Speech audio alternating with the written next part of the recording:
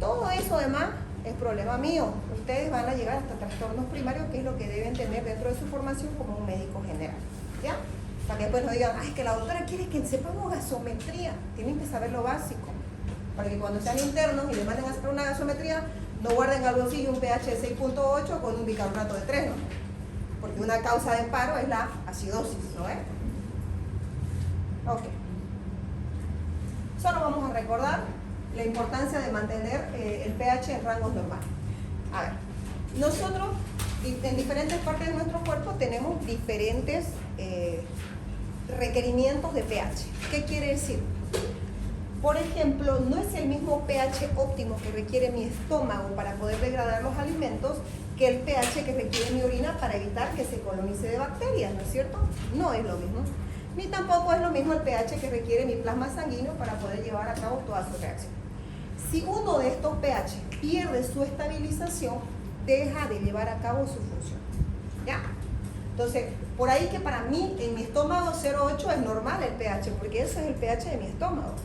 Pero si yo tengo un pH de 0.8 a nivel sanguíneo, estoy muerta, ¿no? Porque no es compatible con ese lugar de donde yo necesito estabilizar. Entonces, la importancia de mantener valores dentro de rangos normales. Vamos a analizar los diferentes mecanismos de compensación, porque nuestro organismo tiene 3 mecanismos de compensación: los de acción inmediata, que son los buffers o las proteínas plasmáticas; segundo mecanismo de compensación, la parte pulmonar; y tercer mecanismo de compensación, el mecanismo renal. Y reconocer cuándo se activan cada uno de estos mecanismos. ¿Qué es un equilibrio ácido-base? Es toda situación de balance entre una sustancia ácida y una sustancia alcalina. No podemos llevar a cabo nuestras funciones enzimáticas o en un medio ácido o en un medio alcalino. Debemos tener un pH óptimo y balanceado para el órgano que necesitamos. Tenemos que tener conceptos básicos. No sé por qué se ha desaparecido esa diapositiva.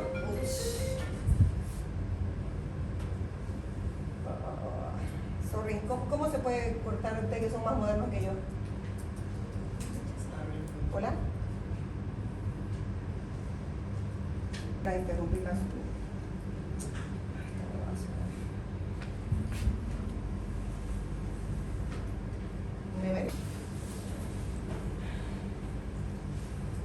Bueno, acá se perdió una diapositiva, no entiendo por qué no ha cargado, pero dentro de los conceptos que ustedes deben entender, que es un ácido y que es un álcalis. Un ácido es una sustancia débil, capaz de perder hidrogeniones, y un álcalis es una sustancia fuerte, capaz de agarrar ese hidrogenión que perdió el ácido. ¿Ya? ¿Quiénes van a ser nuestras fuentes generadoras de hidrogeniones? Porque estamos hablando de que el ácido es una solución débil que pierde hidrogeniones, y el álcalis el fuerte que agarra ese hidrogenión. Pero ¿cómo llegan estos hidrogeniones a nuestro cuerpo? ¿Cómo? Tenemos diferentes fuentes.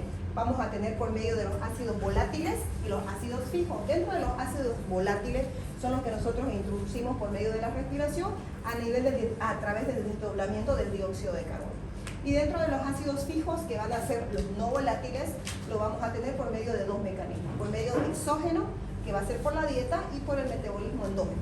Dentro del metabolismo endógeno quiere decir lo que nuestro propio cuerpo produce como producto del metabolismo de los ácidos inorgánicos. Dentro de ellos tenemos fosfatos y sulfatos, y dentro de los ácidos orgánicos tenemos el ácido láctico y los cetoácidos. Escala pH mimétrica. Bueno, aquí para que vamos a ver un poco. En algunas literaturas ustedes pueden encontrar la escala pH mimétrica así o así. ¿Cuál de las dos está bien? Las dos están bien. Este es un logaritmo donde te muestra la concentración de hidrogeniones que tienen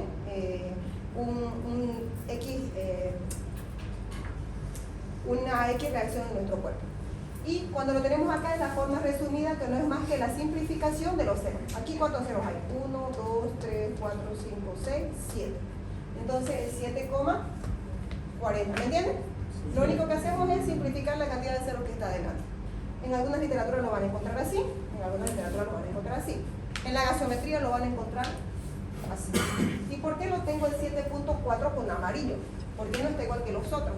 Porque el pH plasmático, que es el que siempre vamos a utilizar de referencia, el valor normal es de 7.35 a 7.45.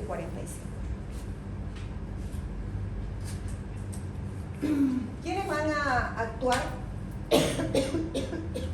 como estabilizadores o compensatorios cuando estamos frente a un desequilibrio. En primera instancia vamos a tener las proteínas plasmáticas que van a actuar en segundos y que van a depender de la concentración de hidrogeniones que se van a activar a nivel de los vasoreceptores periféricos. Luego se va a desencadenar la respuesta secundaria, que va a ser pulmonar, que tarda minutos u horas, pero que tampoco es sostenida hasta que se desestabiliza, hasta que se desencadena el tercer mecanismo de compensación, que es el nivel renal. ¿Ya?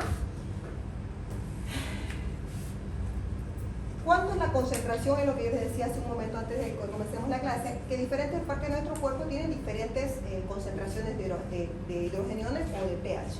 Por ejemplo, el pH óptimo de la sangre o a nivel plasmático es 7.4, utilizando de media entre 7.35 y 7.45. La sangre venosa es un poco más ácida, ocupando como media entre 7.30 y 7.35.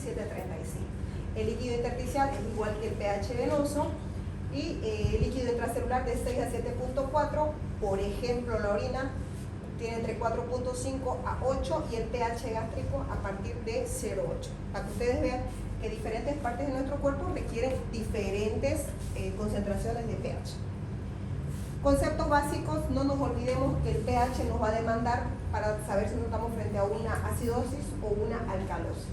Todo pH que está por debajo de 7.35 estamos frente a una acidosis, todo pH por arriba de 7.45 estamos frente a una alcalosis.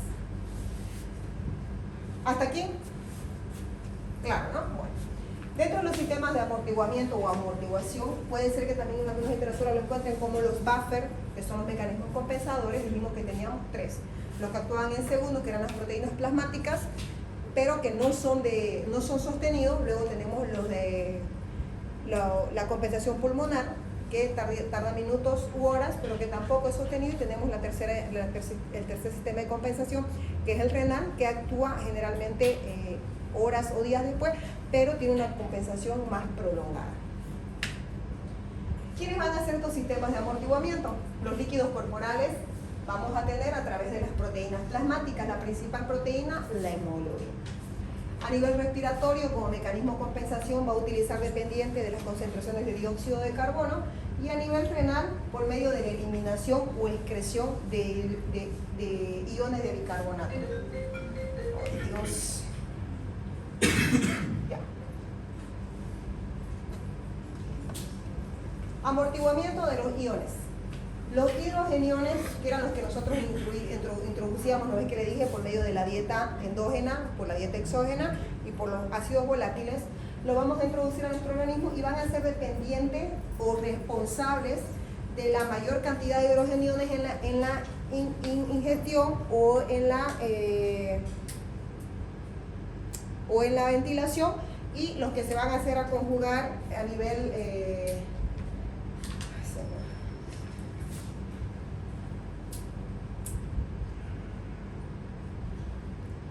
segundo, por favor.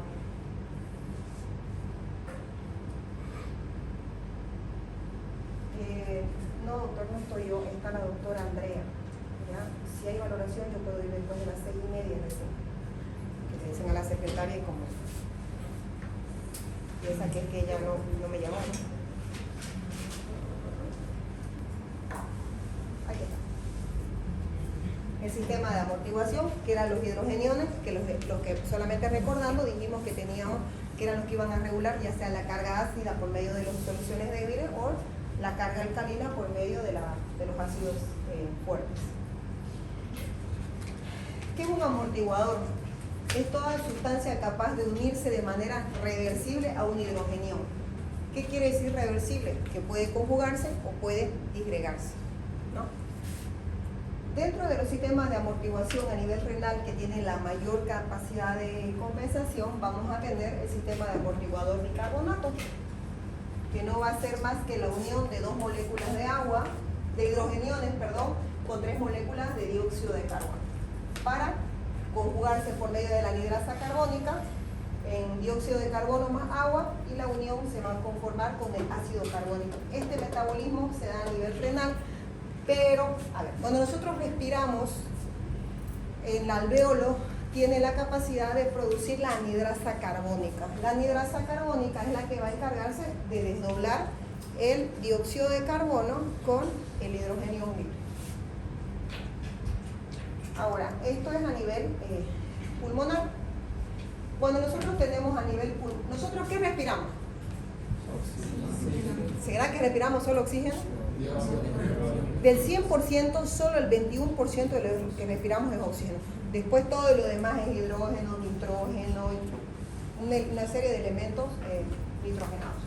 Entonces nosotros a nivel pulmonar vamos, a través de la producción de la anhidrasa carbónica, vamos a tener la capacidad de desdoblar el dióxido de carbono y el agua que respiramos para convertirlo en una solución débil, que viene a ser el ácido carbónico. El ácido carbónico a nivel pulmonar, que es donde se realizó el metabolismo, es un ácido débil, capaz de perder o de desdoblarse, porque dijimos que era de manera reversible, para venir a conjugarse a nivel renal en mayores iones de bicarbonato o menores iones de bicarbonato. Esta fórmula, obvienla porque se van a confundir. Ahora sí. ¿Quién maneja la carga ácida? Tenemos que tener quien diga para.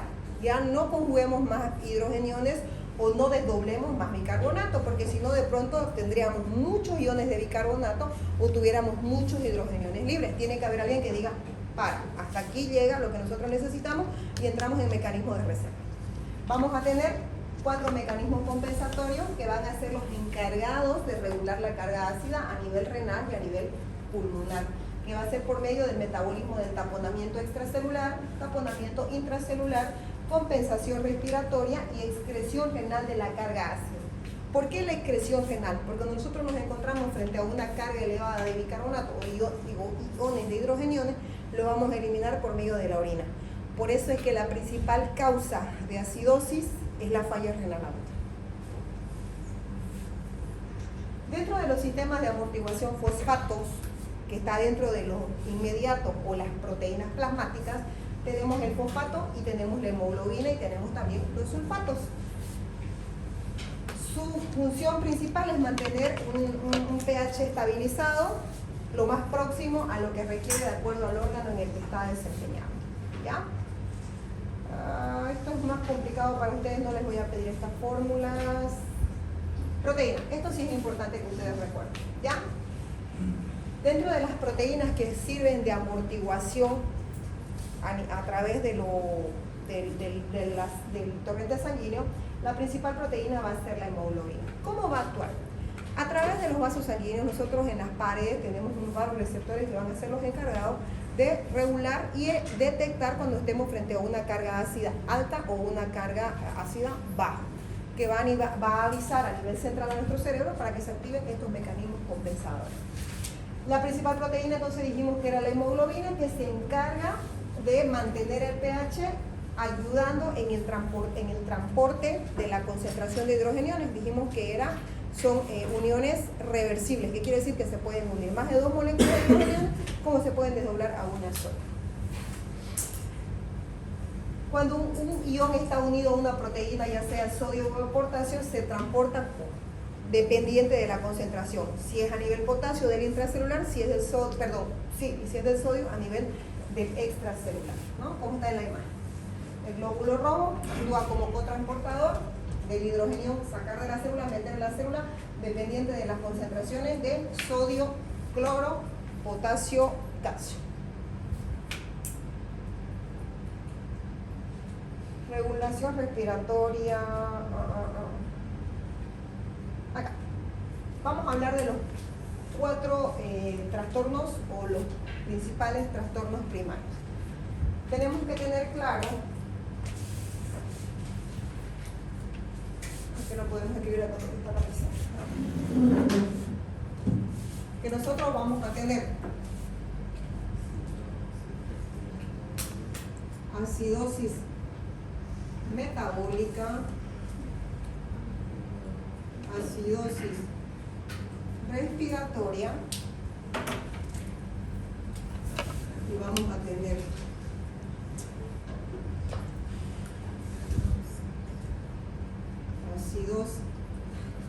alcalosis.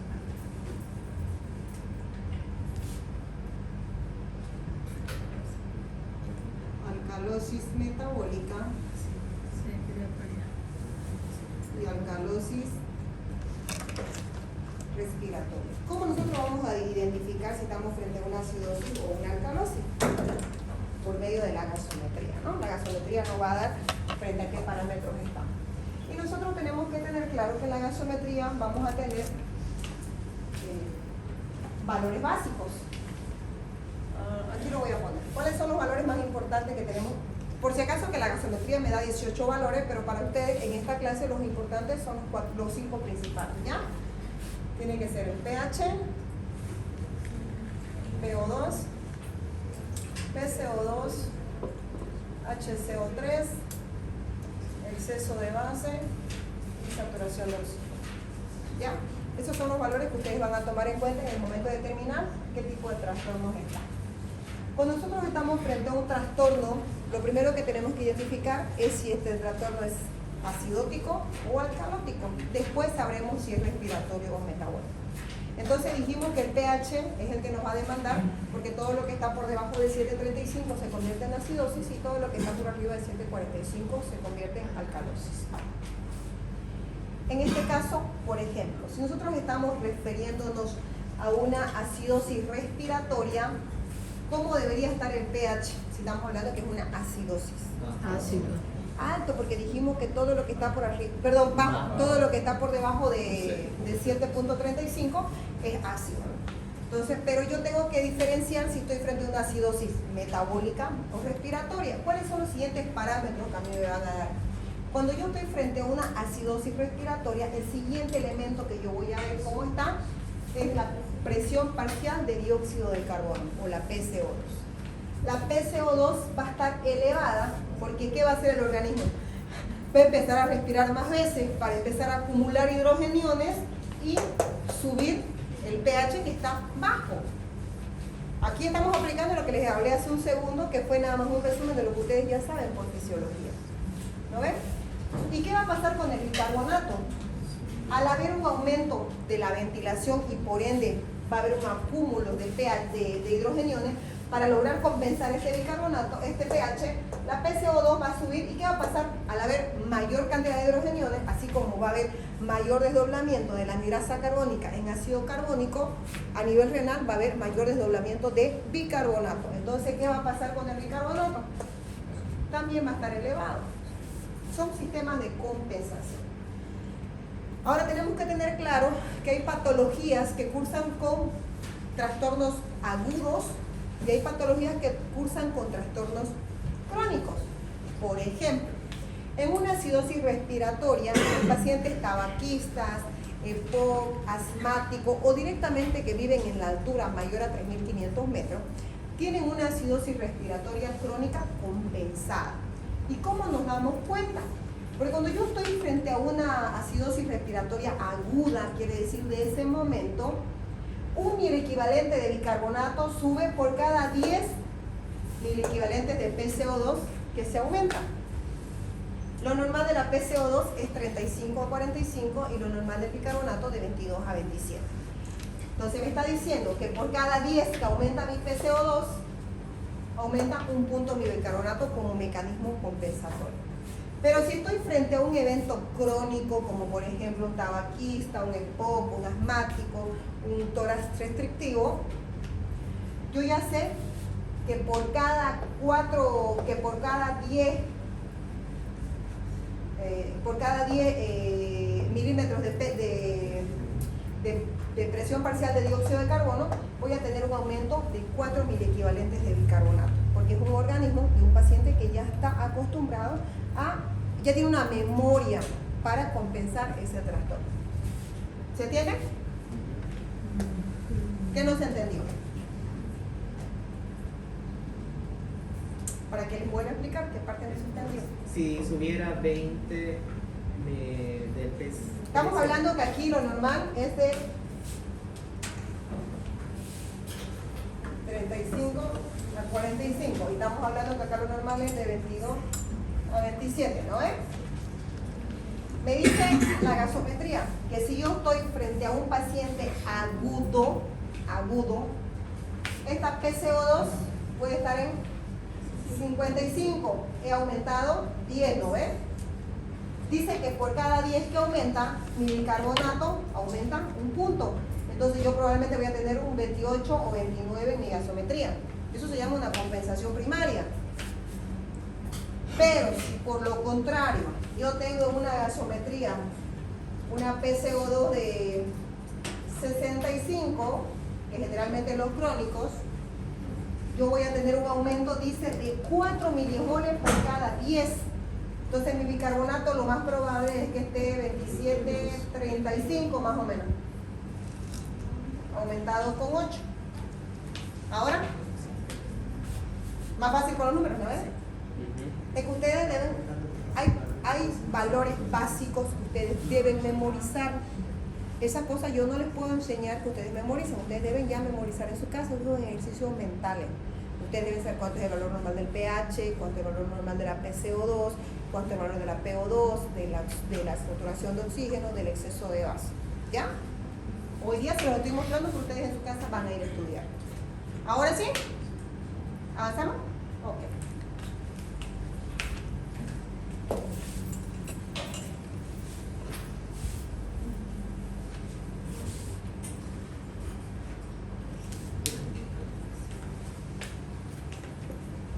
Alcalosis respiratoria. ¿Cómo tendría que estar en la alcalosis respiratoria? Estamos hablando que es su inversamente proporcional. Entonces, si estamos hablando que la alcalosis es respiratoria, ¿cómo tiene que estar el pH? Alto.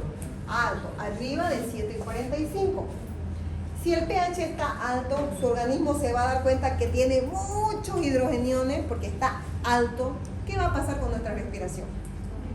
Bradica. Vamos a respirar lento para no seguir metiendo mayor carga de hidrogeniones. Entonces, ¿cómo va a estar la PCO2? Baja. Y si yo tengo poca entrada de hidrogeniones, bajo PCO2, ¿qué va a pasar con el bicarbonato? Bajo. Va a bajar porque no va a tener hidrogeniones para conjugar con el agua.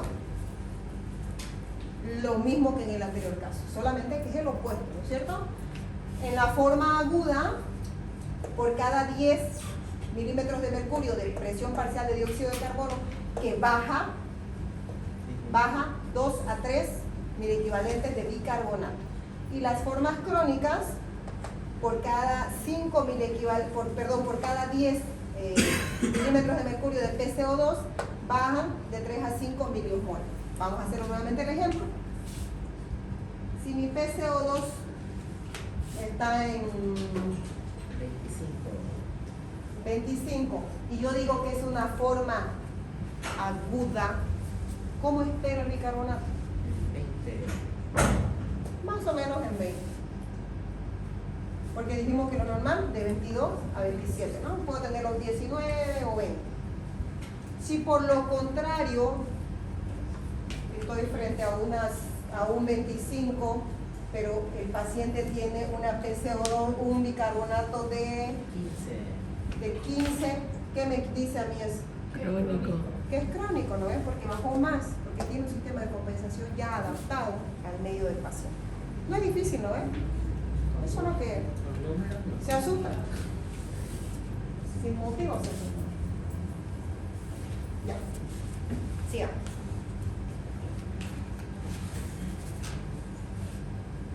A nivel renal. Esto es a nivel renal, esto es un glomérulo, y aquí vamos a tener. Nosotros en 24 horas manejamos una carga de bicarbonato de 4.320 miliequivalentes de bicarbonato. Eso es lo normal, todos nosotros tenemos un metabolismo de 4.320 miliequivalentes de bicarbonato. ¿Y qué pasa? ¿Orinamos bicarbonato? ¿Y dónde se va el bicarbonato que maneja el riñón?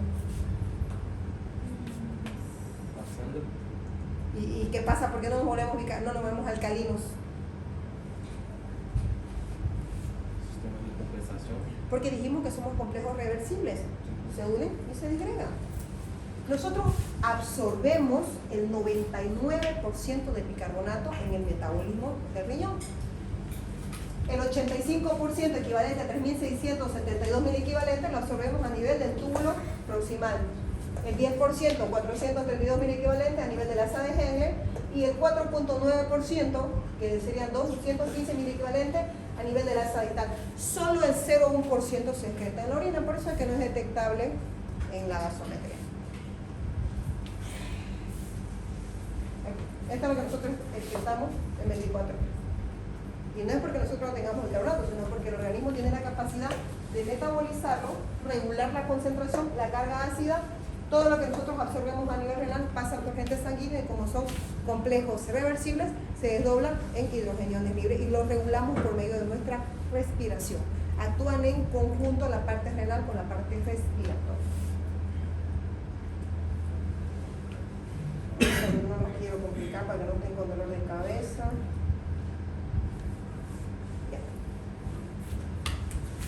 ¿Cómo se va a regular esta excreción renal de hidrogeniones? Porque nosotros también a nivel renal podemos eliminar hidrogeniones libres por la orina, pero con una concentración bien baja. ¿Cómo lo vamos a regular? Cuando yo estoy frente a un aumento de la concentración de hidrogeniones en la orina, el paciente va a desarrollar de manera compensatoria un aumento de la PCO2, pero ya en el líquido extracelular, para que no pase tanto a nivel renal. Y un aumento de la concentración de los hidrogeniones en el líquido extracelular como mecanismo compensatorio. O sea, juega entre el intra y el extracelular para evitar de que se vaya todo a metabolizar a nivel renal y se desdoblen en mayores iones de bicarbonato. Los trastornos primarios son los 4, ¿no? Los que ya vimos hace un momento eran la acidosis respiratoria y la alcalosis respiratoria. Nos faltan los metabólicos. Dentro de los 4 principales trastornos, no es que los otros no sean importantes, pero el 90% de los trastornos que ustedes van a ver en la práctica clínica es la acidosis metabólica. Eso no quiere decir que no van a ver los otros trastornos. Claro que los van a ver los otros trastornos, pero lo que van a ver con mayor frecuencia son los trastornos metabólicos. Ahora, ¿cómo yo me doy cuenta que estoy frente a un trastorno metabólico y no respiratorio? Si estoy frente a una acidosis metabólica, ¿cómo debería estar primero el pH? Bajo. Bajo, ¿eh?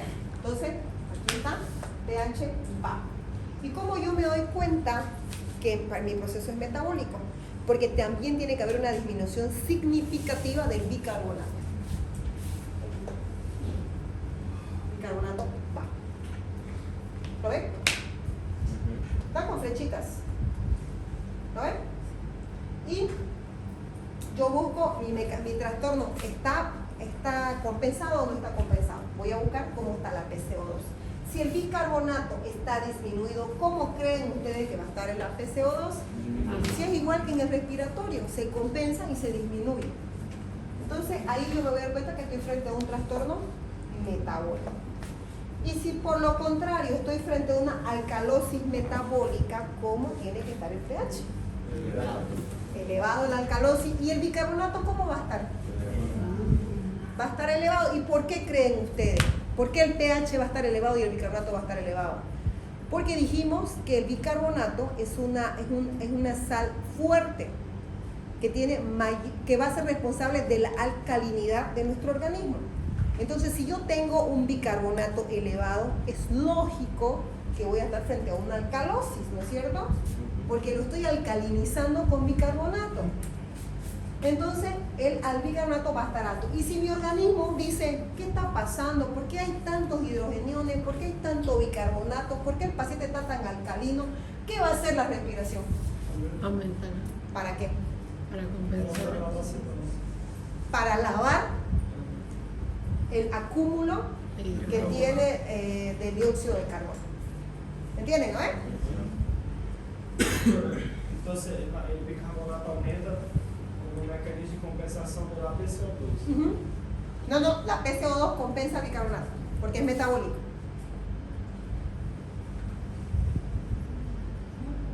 Aquí estábamos, ¿no? Que se movió mi marcador acá.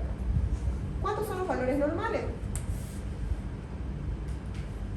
El pH, lo normal, siempre ustedes cuando vean en las tablas van a tener siempre como referencia la media, pero no se olviden que nosotros tenemos rango inferior y rango superior. El pH plasmático, lo normal del rango es de 7.35 a 7.45. La PCO2 es de 35 a 45, tomando 40 como media, y el bicarbonato de 22 a 26. ¿Ya? En los casos cuando nosotros tenemos alcalosis va a haber un aumento de la concentración o del cociente de bicarbonato y de los aniones líquidos libres en el túbulo renal, que era lo que le decía, que se absorbía el 99%. Ya. Estas son causas clínicas, dejamos hasta acá. Hasta aquí vamos a repasar qué parte necesitan que repasemos para que les quede claro.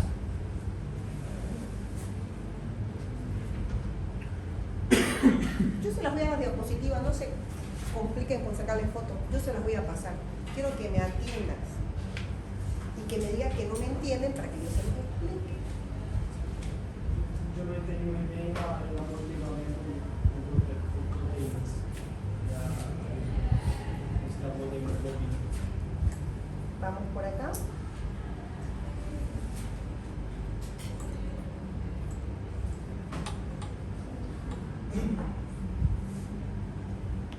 ¿Eso? ¿Sí? Ya. Quiero que tengan claro 3 conceptos. Vamos afianzando las cosas. Nosotros tenemos en nuestro organismo 3 mecanismos de compensación. Esto es fisiológico. Cuando yo estoy en un estado patológico, llámese una enfermedad cualquiera, se rompe este mecanismo compensatorio porque ya no estoy fisiológica, ¿no ves? Fisiológico es lo normal. Cuando yo estoy enfermo ya estoy patológico. Entonces lo fisiológico ya deja de existir. En condiciones fisiológicas, nosotros tenemos 3 mecanismos de compensación. En primera instancia vamos a tener los líquidos corporales o las proteínas. Ahí vamos a tener a los fosfatos, a los sulfatos y a la hemoglobina como principal proteína compensadora.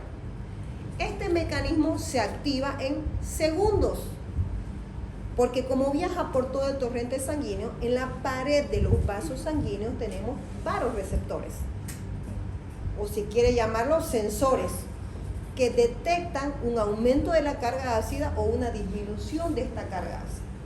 Y hace que estas proteínas plasmáticas se activen y manden la orden al cerebro que el paciente por medio respiratorio, que es el segundo metabolismo, empieza a respirar más rápido o a respirar más lento.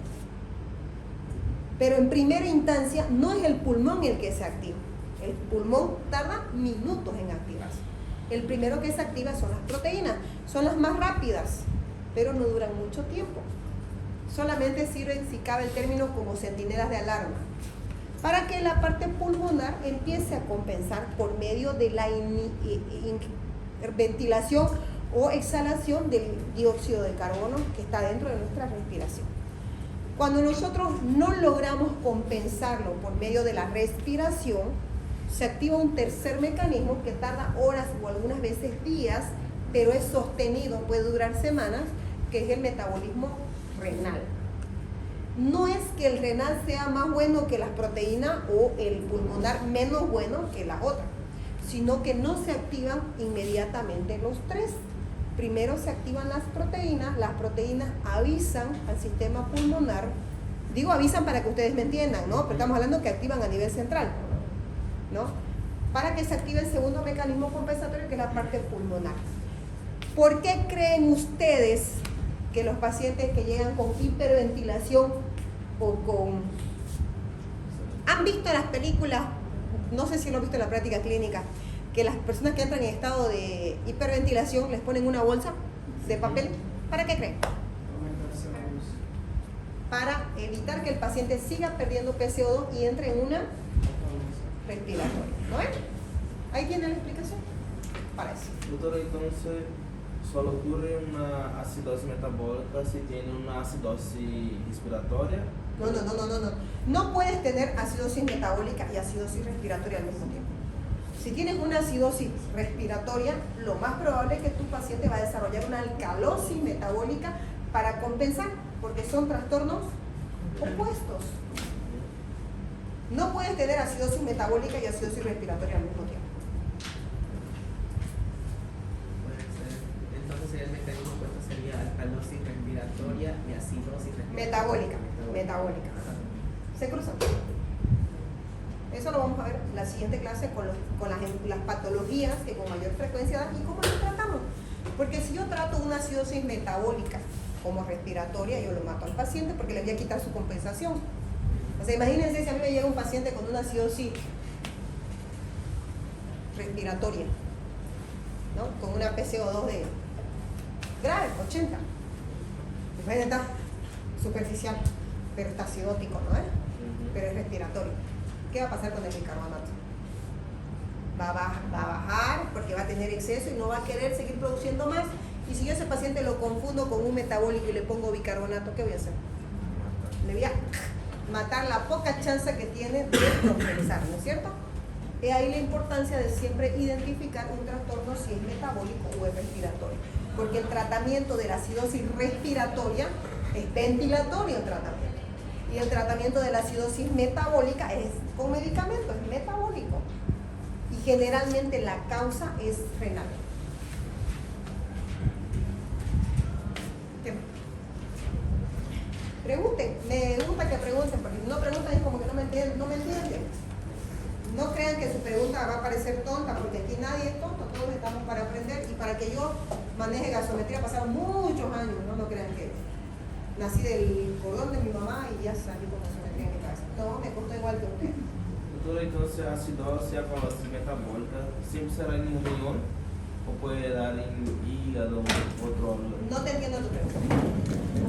Para el paciente tener una acidosis metabólica, La acidosis metabólica, ¿qué órgano generalmente Sí. es el que falla? El riñón. Porque ¿quién dijimos que regula la concentración de bicarbonato? Aquí está, mira. ¿Quién regula esto? ¿Qué es eso? A nivel renal no es el glomérulo, ¿no es?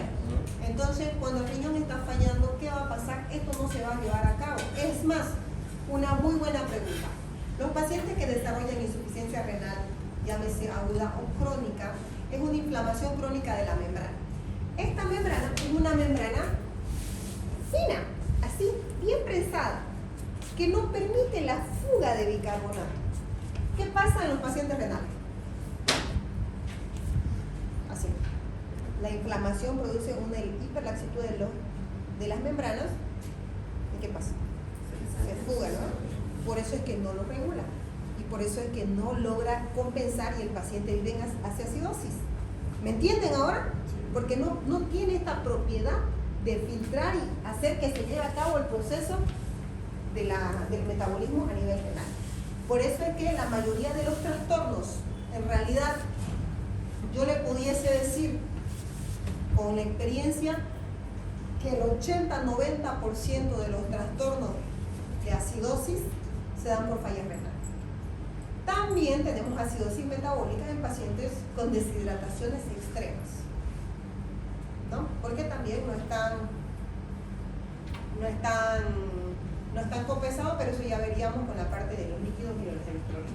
Lo vamos a ver en la próxima clase, qué patologías clínicas son compatibles con mayor frecuencia con cada trastorno. Cuando yo les voy a mostrar clínicamente con qué patologías, no son las únicas, sino que son las más frecuentes. Ustedes como médicos generales deben pensar en las patologías más frecuentes. A mí de qué me sirve que ella me maneje el síndrome de Wolff-Willebrand si no estamos en una clase de hematología y de pronto no me pueda reconocer una acidosis metabólica, que es un trastorno básico y que lo peor va a matar al paciente. Porque dentro de las causas de paro cardiorrespiratorio también está la acidosis o la alcalosis, que lo vamos a ver cuando veamos shock. ¿No ven?